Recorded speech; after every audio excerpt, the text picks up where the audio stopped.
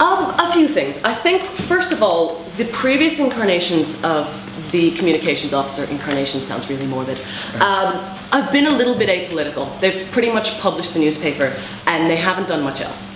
And I think there are political responsibilities that go along with being communications officer separate to the paper that no one's really realised yet. That is talking about getting Trinity's student union message outside the walls of Trinity College. That is incredibly important and something I don't think anyone's touched on yet.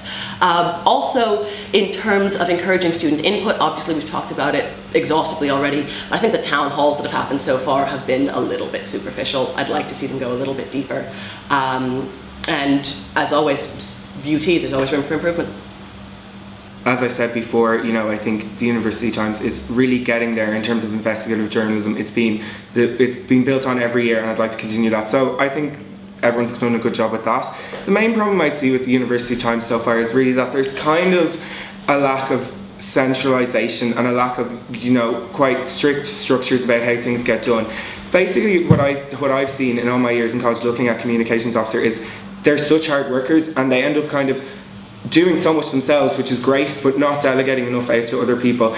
And in terms of the role as a whole, I really think that thus far there've kind of been a lack of imagination with what the communications officer should be, what the communications officer can be. You know, there isn't a bigger vision for really kind of revolutionising getting students on board. So I think my points about, you know, really making the services more efficient and how they're presented to students being more sophisticated.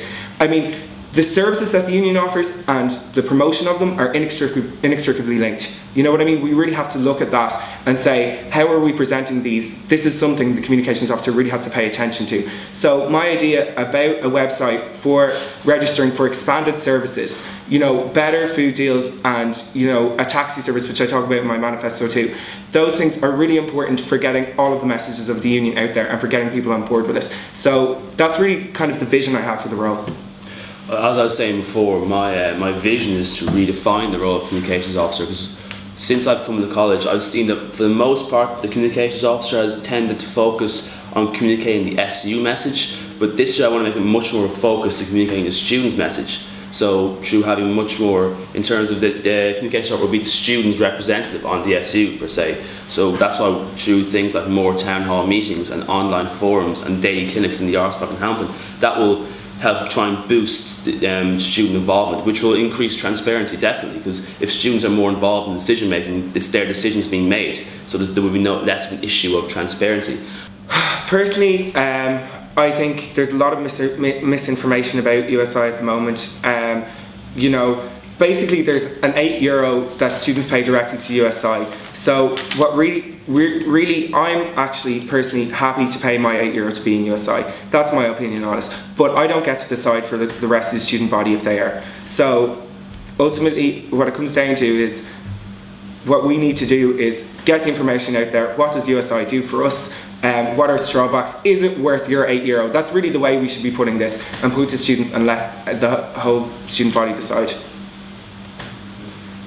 Well, basically, I think that in terms of this question, the personal opinion of each of us doesn't really matter that much, because in our role as communications officer, we shouldn't be advocating our personal opinions. We should be advocating the students' opinions. So if I do get elected communications officer next year, and if this hasn't come to a head already, we will make sure one of our primary things we will push in the first month of term is to get students' views on the USI, possibly hold a referendum on the issue if it's not done already. So then when we know that, then we can go and we can make a proper coherent stance on it. But at the minute, it's unwise for someone, communications officer, to make a stance on the USI and say, I will push for this affiliation. But also I think that the USI, in terms of what it does now, from my point of view, I find it's what's going on, which is very, very unjustifiable, is the fact that students don't know what the USI are doing. Like, for example, recently they had the new USI constitution where it was voted that they would each be allowed to serve for a third term and some officers get wage increases. I didn't know about that until it was announced on Facebook through one of the sabbatical officers tweeting it. And that's just completely unfair. Students should know exactly of these major decisions before they take place, so we can know exactly what they're doing, and we can, if students disagree with them, we can form a policy beforehand, and then the USI know, well, the people who pay your wages don't agree with what you're doing, so you should back down. So I think that if if Trinity opts to stay within the USI, there has to be much more of a call from each sabbatical officer in each union, that a member of the USI, to push for more transparency and make sure students know what they're doing.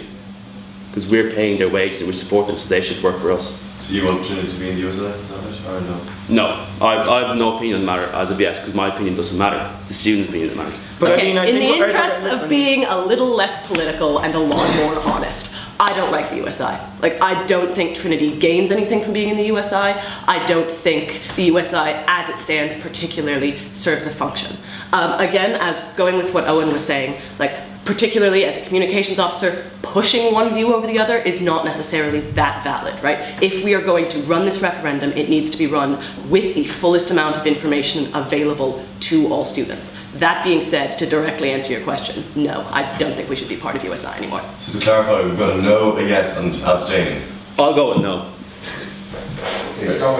But the central point we're all making is that it doesn't matter what our opinion is. Yeah. We're just one more vote. Like it does matter what their opinion is, yeah, because they're going to be editorially in charge of duty. Yes, but we shouldn't take a stance. We should accommodate both views. I think we're all capable of presenting the facts as, you know, doing news properly. Like I think we've all proven over and over again in this interview that we are competent editors. Like, at least we all like to think we're competent editors. So in the interest of like a political action, I think you have a no, a yes, and a no.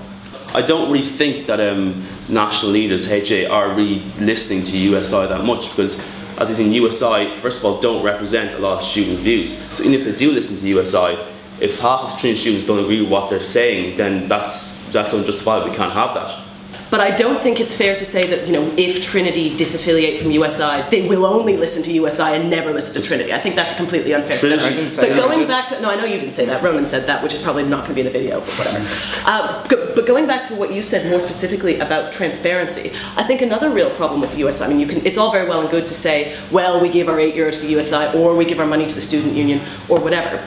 We don't get a whole hell of a lot of transparency out of the USI now. Getting information out of the USI is like pulling teeth. It's awful. And granted, the student union at the moment isn't much better. I think we've all talked about increasing transparency, and like more specifically things I'd like to do include publishing a budget, like a more exhaustive breakdown of the budget and a more exhaustive breakdown of expenditure. The reason I brought it up because I just wanted to make the point that the central issue here is that when we're making a decision on USI, we're basically choosing who do we trust more to serve our interests? A national organisation with all the universities of Ireland, or do we trust our students' union, which is a lot smaller, but it has the advantage of being a lot closer to us, to being able to better serve our interests on a national scale. But it's a national organisation. It's a national organisation that recently amended its constitution without much appeal to, you know, individual ground level students at all, and introduced a third term in office with a pay raise that actively encourages electioneering. I'm just trying to make the point that it's a lot more complicated and a lot more difficult than USI shit. Absolutely. You know, because no, absolutely, which means we make our jobs harder and we do them better. As I said, we are the premier university in Ireland, so it's not going to be the case that if we disaffiliate, we will just fall down the rankings and be ostracised in the national conversation on fees.